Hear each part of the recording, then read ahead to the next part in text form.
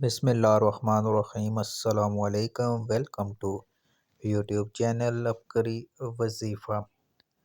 سورہ اخلاص، جس کو عام طور پر سورہ قل بھی کہتے ہیں، اس سورت کے بہت زیادہ فضائل ہیں اور ہمارے حضرت اکثر و بیشتر ان فضائل کے اوپر درس و بیان کرتے رہتے ہیں۔